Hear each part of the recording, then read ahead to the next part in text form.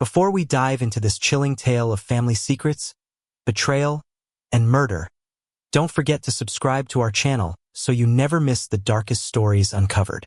Now, brace yourself, because what you're about to hear will make you question the safety of your own home.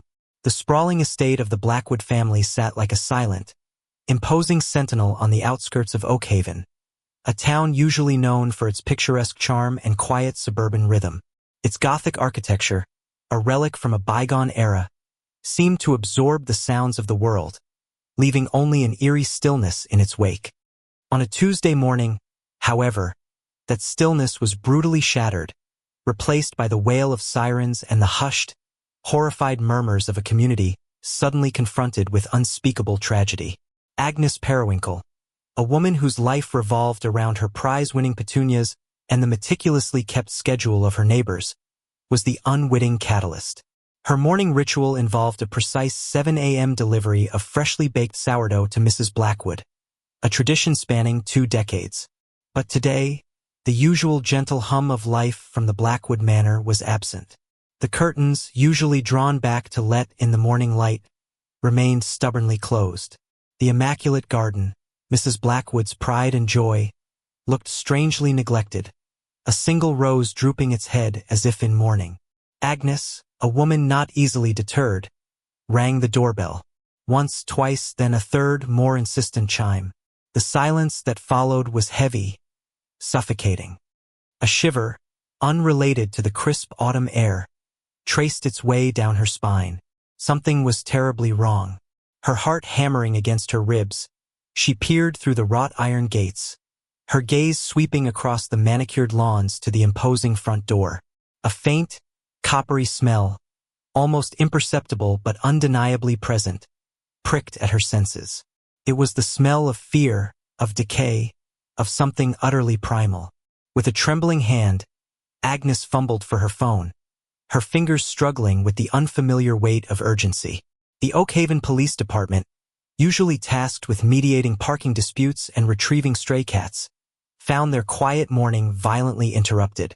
Detective Marcus Harris, a man whose weary eyes held the wisdom of countless solved cases and the ghosts of a few that still haunted him, received the call.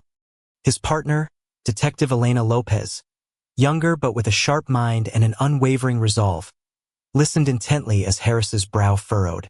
"Looks like we've got a situation at the Blackwood estate," Harris stated, his voice a low rumble. Neighbor reported no activity, strange smell. Could be anything, but the Blackwoods are pretty prominent. Within minutes, their unmarked cruiser was cutting through Oakhaven's quiet streets, the siren a muted thrum, a reluctant harbinger of the nightmare to come. As they approached the Blackwood manor, the sense of dread intensified. The air grew thick, heavy with unspoken questions. The gates, usually locked and impenetrable, stood ajar, a silent invitation to chaos. The first officer on the scene, a rookie named Miller, met them at the entrance, his face a ghastly shade of white. "Detective Harris, Detective Lopez. You need to see this." His voice was barely a whisper, a tremor running through it. Harris and Lopez exchanged a grim look. They had seen enough to know that a rookie's reaction like that spoke volumes. The coppery smell Agnes had detected now hit them with full force, raw and metallic, mingling with the sickly sweet scent of something decaying. It was the unmistakable stench of death, a scent that clung to their clothes, permeated their senses, and would forever be etched in their memories. The grand foyer of the Blackwood Manor, usually a testament to opulence and refined taste, was a tableau of horror. The gleaming marble floor was slick with crimson.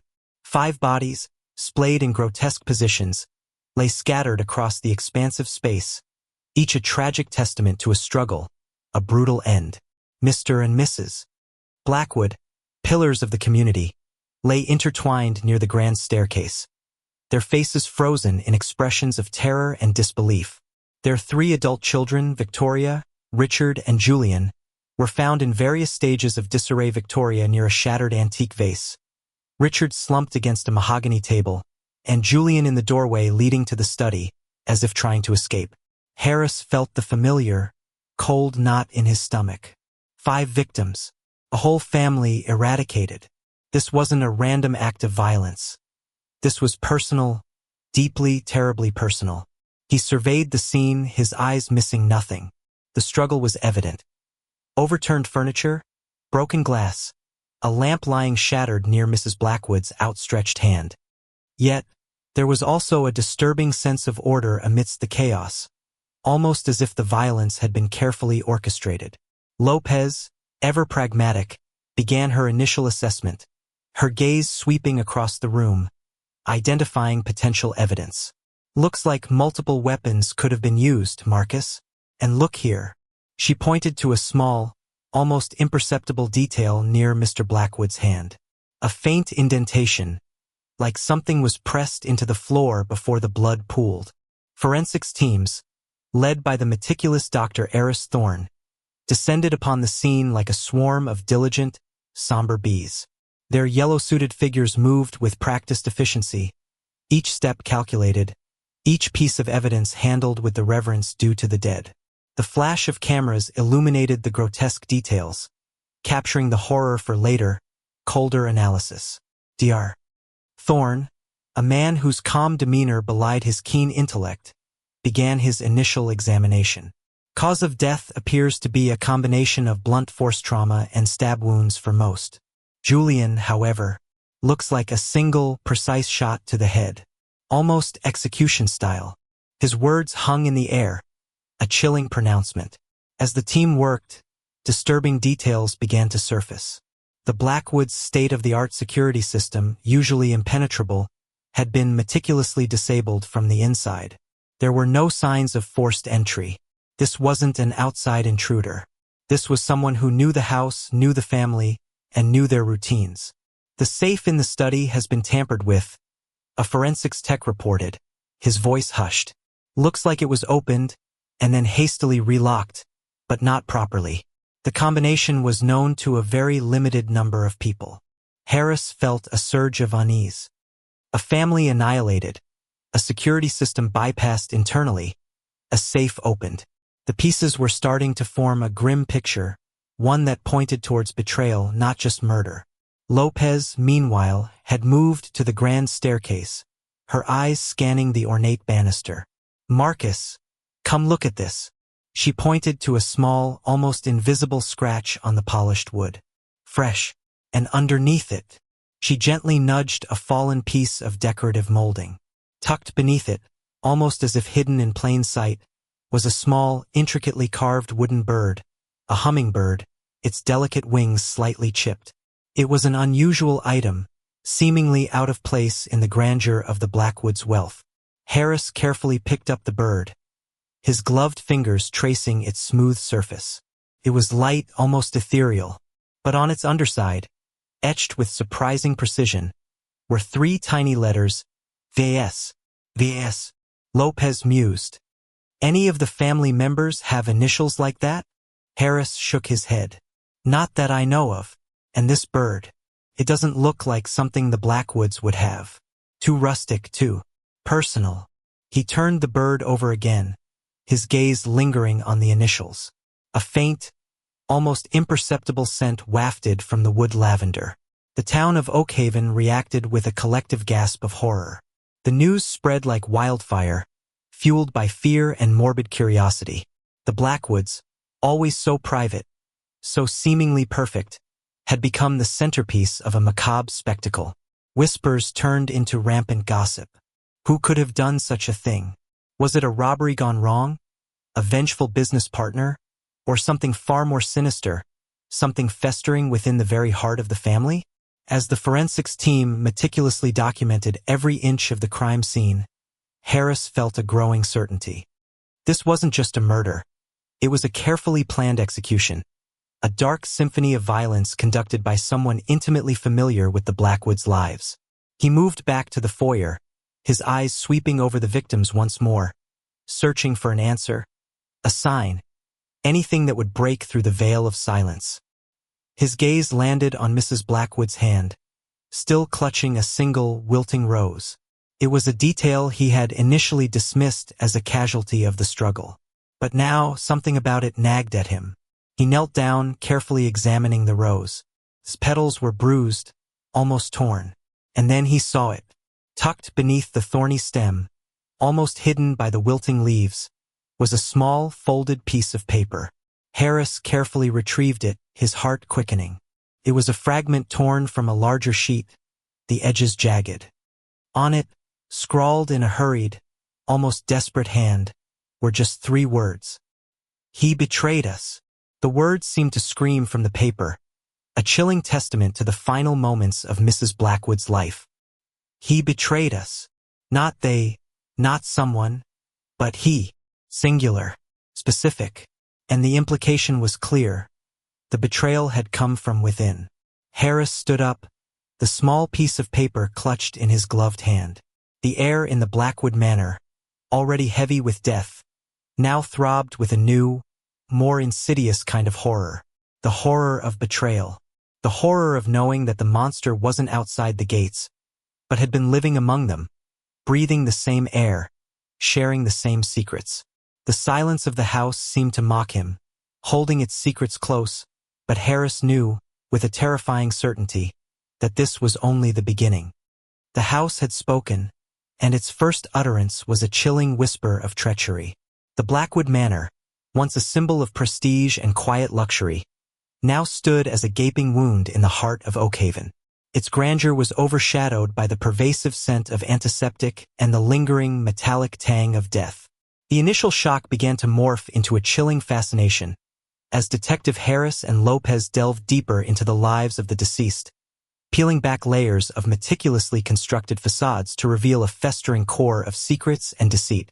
The initial autopsy reports confirmed Dr. Thorne's preliminary findings. Mr. and Mrs. Blackwood, along with their eldest daughter Victoria, had suffered multiple stab wounds and blunt force trauma. Richard, the middle son, had sustained a vicious blow to the head with a heavy object, causing massive cranial damage. Julian, the youngest, indeed had a single. This was personal. The detectives began their interviews, starting with the outer circle of the Blackwood family. Distant cousins, longtime employees, and social acquaintances. Each conversation, initially polite and filled with expressions of shock and grief, soon unearthed subtle undercurrents of resentment, envy, and suspicion. Eleanor Vance, the Blackwoods' long-serving housekeeper, a woman whose loyalty had been unwavering for 30 years, provided the first crack in the facade. Her eyes, usually kind, now held a haunted look. The family, they weren't as close as people thought, she confided, her voice barely above a whisper. There was always tension, especially after Mr. Blackwood's business dealings started to go sour.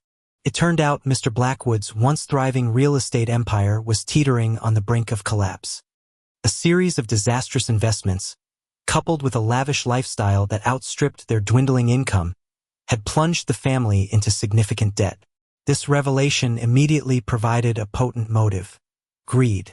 Who stood to gain from the Blackwoods' demise? The Blackwood children, it transpired, were far from the picture of unity they presented to the world. Victoria, the eldest, a sharp, ambitious businesswoman, had been locked in a bitter legal dispute with her father over control of a subsidiary company. Flashbacks, pieced together from interviews with former employees and legal counsel, painted a picture of Victoria as ruthless and driven, often clashing with her father's more traditional approach. She wanted power. Her former legal assistant, a nervous young man named Kevin, admitted. She saw the company as hers, and her father as an obstacle. Richard, the middle child, was the family's black sheep. A charming but unreliable artist, he was constantly in financial straits, frequently borrowing from his parents and siblings, rarely repaying. His addiction to gambling was an open secret within their social circle. A quick check of his financial records revealed staggering debts to several unsavory characters, individuals who wouldn't hesitate to collect. A loan shark, potentially, a desperate attempt to pay off debts, leading to a violent confrontation. Julian, the youngest, was a brooding, reclusive academic, known for his brilliant mind and his fervent passion for ancient history. He largely steered clear of the family's financial squabbles, preferring the solitude of his study. However, interviews with his university colleagues revealed a different kind of secret. Julian was deeply involved in an archaeological dig in a politically unstable region, a project that had reportedly unearthed artifacts of immense value and attracted the attention of ruthless antiquities traffickers. Was his death related to his academic pursuits, a quiet, almost surgical elimination to silence him? Lopez leaned against the whiteboard, a complex expression on her face. So we have financial disputes, potential corporate espionage, gambling debts, and antiquities trafficking. It's a smorgasbord of motives, Marcus. It almost feels like too much. Harris nodded, his gaze fixed on a cluster of interconnected names on the whiteboard. That's what makes this so insidious, Elena. Each family member had their own hidden life, their own set of enemies. But Mrs. Blackwood's note still points to someone inside the family. Or at least someone they trusted implicitly. Forensics continued to yield unsettling clues. Dr. Thorne reported that the DNA samples collected from beneath Mrs. Blackwood's fingernails belonged to a male, but it wasn't Mr. Blackwood or either of their sons. This was a critical break, confirming an additional, unknown assailant or accomplice. Furthermore, a peculiar chemical residue was found on the fragments of a shattered ceramic vase near Victoria's body. Dr. Thorne identified it as a rare, highly corrosive compound, typically used in specialized industrial cleaning. Its presence in a domestic setting was highly unusual, hinting at a very specific, deliberate act, perhaps to destroy evidence or even as part of the attack itself. And we found these, a forensics tech reported, holding up a small, empty vial. Traces of a powerful sedative. Looks like it was administered to all the victims shortly before death. Explains why there wasn't more of a struggle. They were likely incapacitated. The sedative explained the eerie sense of controlled violence Harris had initially observed. The killer hadn't merely overpowered them. They had rendered their victims helpless, orchestrating their demise with chilling precision. The detectives continued to build profiles of each family member, painting a mosaic of hidden vulnerabilities and dark desires. They interviewed friends, neighbors, even former lovers. Each account added another stroke to the unsettling portrait of the Blackwoods. The seemingly perfect family was anything but. Mrs. Blackwood, outwardly gracious, harbored a deep-seated resentment towards her husband's infidelities, a secret affair with his much younger assistant that had spanned years. The assistant, a woman named Clara Jensen, was brought in for questioning. Her initial composure crumbled under Lopez's pointed inquiries, revealing a woman entangled in a web of deceit, torn between her love for Mr. Blackwood and the uncomfortable moral implications of their relationship. Clara, however, had an airtight alibi. Harris found himself grappling with the psychological toll of such a case. "It's like peeling an onion, Elena," he mused, looking out at the rain-streaked window of the police station. Every layer reveals another tear-inducing secret. How could a family, supposedly bound by love, harbor so much animosity? Lopez, her expression thoughtful, responded, "Money, power, reputation. The usual suspects. But the betrayals here, they're profound. They cut to the very core of trust." She paused, then added, "It makes you wonder, doesn't it? How well do we truly know the people we live with?" As the investigation deepened, a new piece of evidence arrived, delivered by a frantic mail carrier who had just discovered it among the Blackwoods' mail. It was an anonymous package, containing a worn, leather-bound journal. The cover was blank, but the pages within were filled with elegant, looping handwriting. Harris carefully opened it, his gaze falling on the first entry. It was dated 5 years prior, and the elegant script belonged to Victoria Blackwood. "Father's recklessness is unbearable.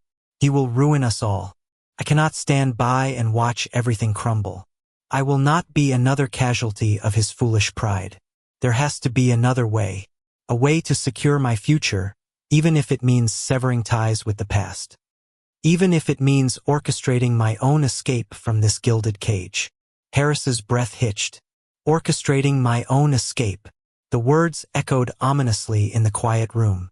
He flipped through the journal, his eyes scanning for clues. Victoria detailed her father's crumbling finances, her mother's silent despair, Richard's spiraling debts, and Julian's increasingly dangerous archaeological endeavors. But more than that, she meticulously documented her own plans. Plans to seize control, to manipulate, to leverage every secret she uncovered within her own family for her own gain. The journal wasn't just a diary of grievances. It was a roadmap of calculated ambition. It spoke of secret meetings with a powerful, unnamed benefactor, of meticulously gathered information on her family's vulnerabilities, and of a desperate desire to break free at any cost. Harris looked at Lopez, a new, unsettling theory forming in his mind. Elena, what if Mrs. Blackwood's note, "He betrayed us," wasn't about a killer, but about a catalyst? What if one of them, in their desperation to escape, set off a chain reaction that ultimately consumed them all? What if someone in the family orchestrated their own demise, not as a victim, but as the puppet master who pulled the strings that led to the family's destruction? The thought was chilling, a twist so dark and profound it sent a shiver down Lopez's spine. The House of Horror wasn't just a crime scene. It was a stage where a family's hidden betrayals had played out their final, bloody act, and one of the victims might have been the very architect of their own tragic downfall. The journal, a silent testament to a hidden life, had just reopened the investigation in the most disturbing way imaginable. The revelation from Victoria Blackwood's journal cast a long, dark shadow over the entire investigation. The idea that one of the victims might have been an active participant, even an instigator, in the family's ultimate destruction was a chilling proposition that forced detectives Harris and Lopez to reevaluate every piece of evidence, every interview, every motive. The House of Horror was no longer just a crime scene. It was a meticulously constructed web of deception, with each Blackwood family member playing a role in its intricate, fatal design. Harris spent hours poring over Victoria's journal, his brow furrowed in concentration. The elegant script, initially so cold and calculating, now seemed to drip with a desperate ambition. She had documented not only her family's secrets, but also her own intricate plans to leverage them. She had been gathering intelligence on her father's failing business, her mother's hidden assets, Richard's gambling debts, and Julian's high-stakes antiquities dealing. It was a dossier of destruction, meticulously compiled for her own strategic advantage. She was building a case against them all, Harris murmured, handing the journal to Lopez. Not for legal reasons, but for financial and emotional leverage. She wanted out, and she wanted everything. Lopez nodded, her gaze fixed on a passage describing a clandestine meeting. Met with the architect again. He understands my vision. The old order must fall for the new to rise. He has the means, I have the information. Together we can rebuild, on the ashes of what was once the Blackwood name. The architect, Lopez repeated. That's our missing piece, Marcus. Someone powerful, someone Victoria trusted enough to collaborate on something this destructive. The detectives expanded their surveillance. Phone records, often a dry, administrative task, suddenly yielded a treasure trove of information. Victoria had been in frequent contact with an unregistered number, a burner phone, making calls that lasted hours, often in the dead of night. The tower pings traced the phone's movement, placing it near a discreet, high-end private club in downtown Oakhaven, a place frequented by the city's elite, where deals were made and secrets were whispered behind closed doors. Further investigation into the Blackwood family's finances revealed another layer of complexity. Mr. Blackwood had recently secured a multimillion-dollar life insurance policy, naming all 5 family members as beneficiaries, but with a highly unusual clause. In the event of a simultaneous death, the entire sum would revert to a single anonymous trust. This was a critical discovery. The motive wasn't just greed. It was massive, catastrophic greed, leading to an almost unimaginable windfall for an unknown entity. So, someone benefits immensely from all 5 of them dying at once, Harris stated, underlining the anonymous trust on the whiteboard. And Victoria was working with the architect to rebuild on the ashes. It's starting to look like a perfectly planned, devastating corporate takeover, disguised as a family tragedy. The family's private affairs, once shielded by their wealth and influence, were now exposed to the harsh light of police scrutiny. Richard's gambling debts were even more extensive than initially thought. He owed money not just to local bookmakers, but to a shadowy consortium known for their brutal collection methods. They had threatened his life, his family's reputation. Had he, in a moment of desperation, sought a way out, even if it meant betraying his own? Julian's archaeological dig in the Middle East was also far more dangerous than he had let on. He had indeed unearthed artifacts of immense historical and monetary value, but they were not just historical relics. They were also tied to a powerful, secretive organization involved in the illegal trafficking of ancient treasures. Julian, in his naive pursuit of knowledge, had stumbled into a hornet's nest, making powerful enemies who would stop at nothing to recover what they deemed theirs. The house itself, the House of Horror, began to yield its own secrets. During a meticulous search, forensics teams discovered a hidden compartment behind a sliding bookshelf in Mr. Blackwood's study. Inside, nestled amongst dusty ledgers and outdated stock certificates, was a small, locked metal box. When forced open, it revealed a collection of old photographs and letters. The photographs showed Mr. Blackwood in his younger years, alongside a woman who was clearly not Mrs. Blackwood, and a young boy who bore a striking resemblance to him. The letters confirmed the unthinkable. Mr. Blackwood had a secret illegitimate son, a child born from a clandestine affair decades ago, a secret he had meticulously kept from his entire family. The letters spoke of financial support, promises of a future inheritance, and a profound sense of guilt. "Well, this complicates things even further," Lopez said, her voice laced with grim amusement. "Another potential heir. Another person with a claim to the Blackwood fortune, or what's left of it." The pieces were beginning to connect, forming a terrifying mosaic of intertwined betrayals. Victoria's ambition, Richard's desperation, Julian's dangerous entanglement, Mr. Blackwood's long-held secret, and Mrs. Blackwood's silent suffering.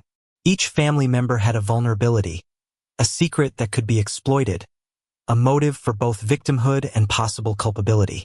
The DNA beneath Mrs. Blackwood's fingernails, initially a mystery, was now being run through a national database. The lab called in with a partial match a man named Thomas Vance, a distant relative of the Blackwoods, a man who also happened to be Eleanor Vance's nephew. Thomas had a minor criminal record, mostly for petty theft, but nothing indicating such a brutal act of violence. However, he had a strong financial background, a surprising detail given his past, and he had recently started a consulting firm that specialized in asset management for complex estates. A chilling possibility began to emerge. Was Eleanor's seemingly loyal nephew, Thomas, the architect?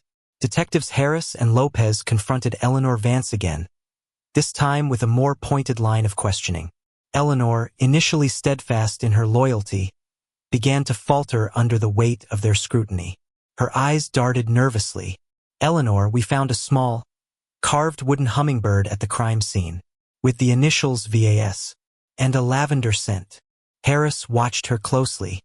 Eleanor gasped, her hand flying to her mouth. That was Victoria's. She carved it for me when she was a little girl. She always loved lavender." A single tear traced a path down her wrinkled cheek. "But the initials. VS, that was her childhood nickname for her secret friend. Vanessa. But Vanessa moved away years ago." Harris and Lopez exchanged a look. Vanessa, another piece of the puzzle. But more importantly, the hummingbird. Victoria had carved it, and it was found at the scene. Suddenly, another alarming piece of information surfaced. Surveillance footage from the private club where Victoria had met the architect yielded a blurred but identifiable image of Victoria speaking intently with a man whose face was obscured by shadow. But the man was wearing a distinctive signet ring, an intricately carved family crest that, when cross-referenced with various genealogies, belonged to the Vance family. The same Vance family as Eleanor's nephew, Thomas. The connection was undeniable. Thomas Vance, the seemingly unassuming distant relative, the man with a burgeoning asset management firm, was likely the architect. And Victoria, in her desperate desire for control and wealth, had unwittingly walked into a viper's nest, collaborating with a predator who saw the entire Blackwood family as nothing more than assets to be managed, and ultimately liquidated. The tension in the Oakhaven police station was palpable.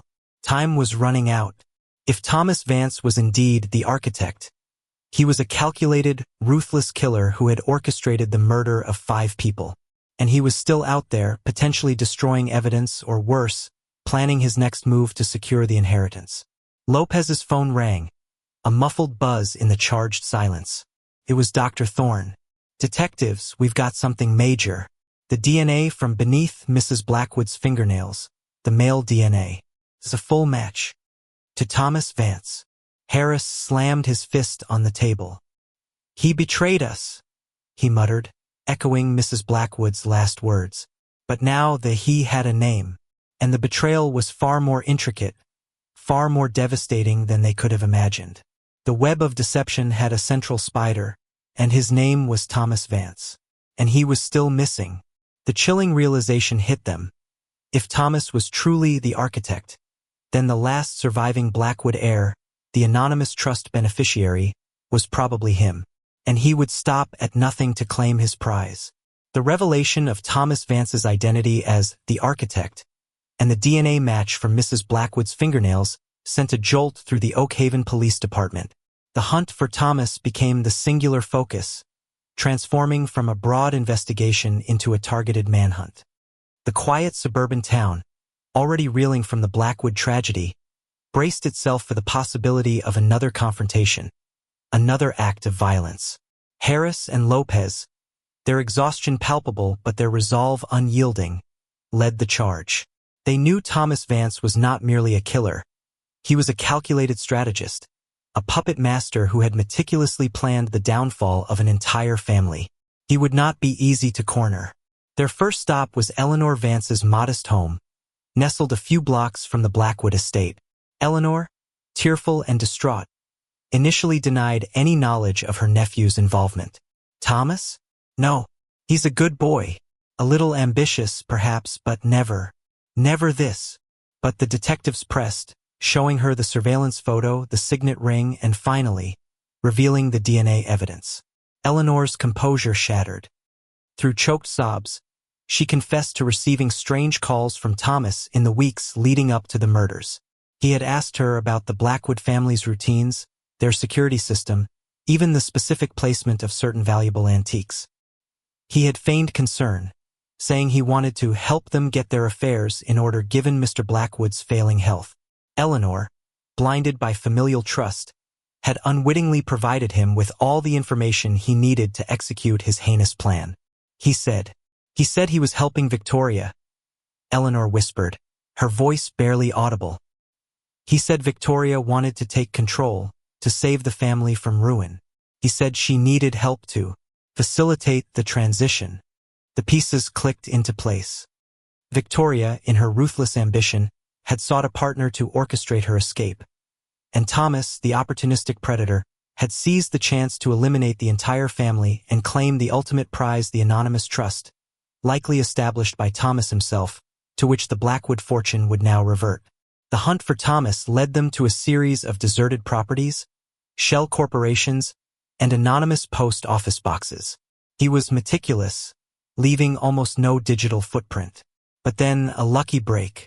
A traffic camera caught a glimpse of his distinctive vintage car, a rare 1960s Mustang, heading towards a remote, dilapidated cabin deep in the Redwood National Forest, a property rumored to belong to a reclusive relative of the Vances. Armed with a warrant and a tactical team, Harris and Lopez descended upon the cabin. The air was thick with the scent of pine and impending confrontation. The cabin itself was a shadowy, unkempt structure, its windows like vacant eyes staring out into the dense forest. "Thomas Vance, this is the Oakhaven Police Department. Come out with your hands up." Harris's voice boomed through a megaphone, cutting through the silence. A tense silence followed. Then, from within the cabin, a single, mocking laugh echoed. "Detectives, always so dramatic." Thomas Vance emerged, a figure of unsettling calm. He was impeccably dressed, despite the rustic surroundings, his suit still crisp, his hair perfectly coiffed. He held a small, antique pistol loosely in his hand, a chilling smile playing on his lips. His eyes, however, held a cold, calculating glint, devoid of remorse or fear. "I've been expecting you," he said, his voice smooth, almost affable. "You found Victoria's little journal, didn't you?"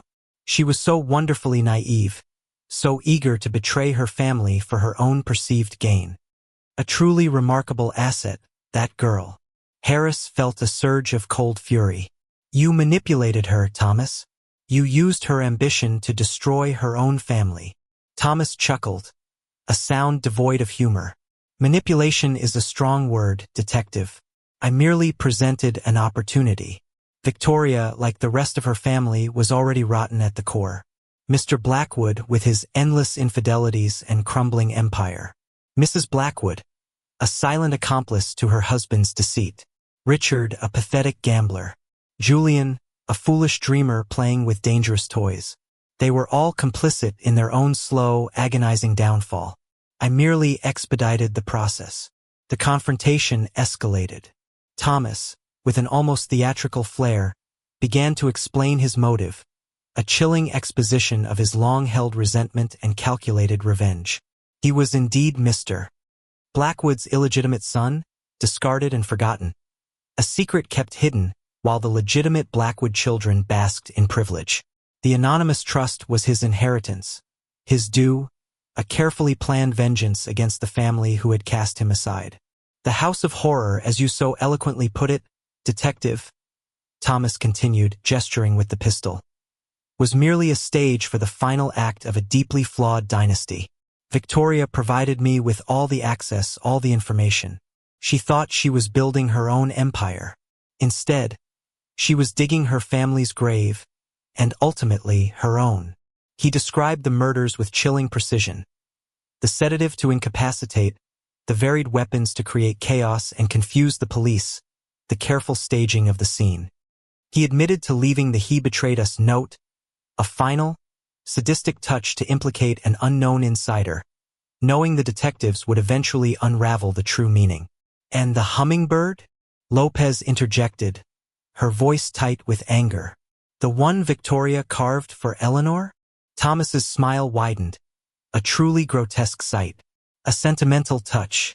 Victoria was always so attached to trivial things. "I left it there to remind Eleanor that even her beloved niece was a participant in her family's demise. A bitter pill, wouldn't you agree?" The standoff reached its climax. Thomas, cornered but unyielding, made a desperate attempt to escape, firing a shot that narrowly missed Harris. The tactical team returned fire, and in a chaotic flurry of gunshots, Thomas Vance fell, his reign of calculated terror brought to a definitive, violent end. As the dust settled, Harris and Lopez surveyed the scene, the lingering scent of gunpowder mingling with the sharp aroma of pine. The silence that followed was heavy, burdened with the weight of 5 lost lives and the chilling realization of the darkness that can fester within the most seemingly ordinary of families. The motives were now clear: greed, revenge, and a profound sense of betrayal. Thomas Vance, the discarded son, had systematically dismantled the family that had denied him, using their own internal weaknesses and secrets as his weapons. The House of Horror had indeed revealed its hidden compartments, not of physical spaces, but of the human heart, a dark abyss where trust had fractured and ambition had turned into a deadly, consuming fire. But even as justice was served, a final, unsettling thought lingered. What other secrets, what other betrayals, lay buried beneath the facade of Oakhaven's seemingly tranquil surface? The aftermath of Thomas Vance's violent end in the Redwood Forest cabin brought a profound, albeit grim, sense of closure to the Blackwood case. The meticulously assembled evidence, coupled with Thomas's own chilling confessions during the confrontation, painted a complete picture of the family's demise. The web of deception, once so intricate and confusing, was now laid bare, revealing a tapestry woven with threads of greed, betrayal, and a deep-seated thirst for vengeance. The Blackwood family, once symbols of Oakhaven's quiet prosperity, were now etched into the town's history as a cautionary tale of the darkness that can lurk beneath polished surfaces. The killer was revealed to be Thomas Vance, Mr. Blackwood's illegitimate son, who had meticulously orchestrated the murders not just for financial gain, but as a calculated act of revenge against the family who had denied him his birthright. Harris and Lopez worked tirelessly to piece together the final timeline, connecting every hidden betrayal to the horrifying method of murder. Thomas, under the guise of an asset manager working with Victoria, had systematically gathered intelligence on each family member's vulnerabilities. He used the rare industrial cleaning compound found near Victoria's body not as a weapon, but as a means to slowly incapacitate the Blackwood family pets, ensuring no alarms would be raised by barking dogs. The sedative, administered subtly through their nightly tea, rendered the victims helpless, turning the grand foyer into a stage for Thomas's methodical execution. The varied methods of killing stab wounds, blunt force trauma, and Julian's single, precise gunshot were deliberate, designed to confuse investigators and sow discord among potential suspects, making it seem like multiple assailants or a chaotic struggle. Julian's death, a cold execution-style shot, was Thomas's particular act of vengeance against the foolish dreamer, who had unwittingly stumbled upon valuable artifacts that Thomas believed were rightfully his to profit from. The emotional fallout in Oakhaven was immense. The initial shock gave way to a wave of collective horror and introspection. Friends and extended family of the Blackwoods expressed disbelief, struggling to reconcile the public image of the affluent family with the sordid reality of their hidden lives and violent end. The idea that betrayal had festered from within, culminating in such a brutal act, left many questioning the fragility of trust within their own circles. In the days following Thomas Vance's death, Harris and Lopez found themselves in a somber reflection. The Blackwood Manor, now a sealed-off crime scene, stood as a stark monument to human depravity. Lopez, looking at the photos of the opulent interiors, now stained with blood, mused. They had everything Marcus: wealth, status, influence, and it all crumbled because of what they tried to hide. Harris, his face etched with weariness, nodded. The secrets, Elena, that's what killed them. The lies they told each other, the resentments they harbored, the ambition that blinded them. Thomas Vance was just the match to the tinderbox, but the tinder was already there, meticulously accumulated over years of hidden betrayals. The case was officially closed, with Thomas Vance identified as the sole perpetrator. Justice, in a way, was served, but for Harris and Lopez, the victory felt hollow. They had closed the case, but the psychological depths of betrayal they had witnessed would forever haunt them. The chilling realization that seemingly ordinary lives could conceal such profound darkness, such capacity for evil, left an indelible mark. As the final reports were filed and the Blackwood Manor awaited its fate, a final, unsettling detail emerged from Julian Blackwood's confiscated research. Buried deep within his academic papers, almost as an afterthought, was a cryptic drawing of an ancient symbol, one he believed was tied to the artifacts he had unearthed. Beneath the symbol, scrawled in his meticulous hand, were two words: the Keeper. The meaning was unclear. Was it a reference to the illegal antiquities traffickers, a hidden society, or something else entirely? Was it a clue to another threat, another web of deception that Julian had unwittingly uncovered before his death? Was there another architect out there, another player in a game far larger than the Blackwood family's internal squabbles? Harris stared at the drawing, a prickle of unease tracing his spine. The Keeper, he murmured. A final secret, a loose end in a case that felt so complete. The possibility of a lingering dread, a potential sequel to the Blackwood tragedy, hung in the air, a silent testament to the never-ending cycle of secrets and their devastating consequences. The detectives had closed the book on the House of Horror, but the final chapter, it seemed, might still be waiting to be written. The fragility of trust within families, the corrosive power of hidden betrayals, these were the true villains of Oakhaven's darkest story, and their influence, Harris knew, would continue to ripple through the quiet suburban town long after the headlines had faded.